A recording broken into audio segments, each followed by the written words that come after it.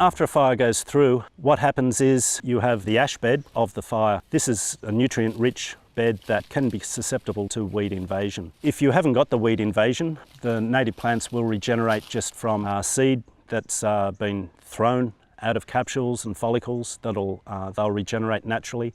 The Australian bush is designed to cope with fire and actually indeed needs it to maintain its health and genetic diversity. This is fleabane that'll come up after the fire, so they're wind dispersed. They produce a lot of seed. The wild tobacco, it's in fruit now. This is cobbler's pegs or farmer's friend, and I think a lot of people know this plant. It is a big deal that the weeds grow because different weeds, like the Scotch broom, have the capacity to be ecosystem transformers. So I've got some Scotch broom here. It's a noxious weed.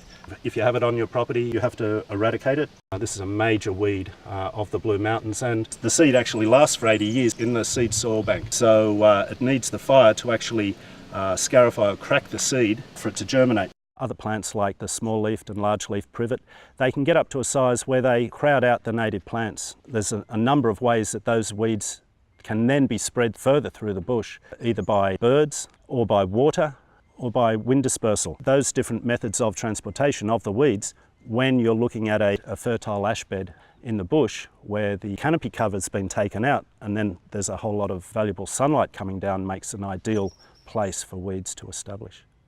The Mount Morgan wattle, Acacia pedalifolia. You can see this has actually all come up after the fire. They're only young now, haven't flowered, no seed. Very good time to eradicate it. Here you've got classic edge effects on the side of the road. You have some Australian natives like this kangaroo grass here. You also have introduced species like the African lovegrass. So really important to be able to identify. It's important to know which ones are which. So if you're looking at spraying weeds, then you wouldn't want to just spray this whole area. Then if you did that, you'd be killing a lot of the natives.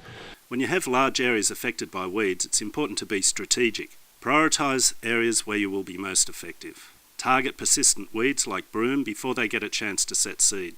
Some short-lived weeds, fleabane for example, can be useful in the short term to hold soils, and wild tobacco can shelter regenerating seedlings. Plan for several follow-up sessions. A single treatment is never effective.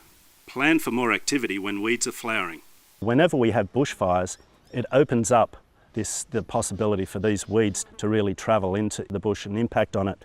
But if you can actually deal with the weeds in your local area and stomp on them after a bushfire, then that makes life a lot easier for all involved.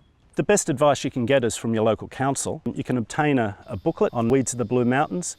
They list all the different noxious weeds. You can also contact the council and a weed officer will come out and help you identify the problem weeds. They'll also work out a bit of a plan of attack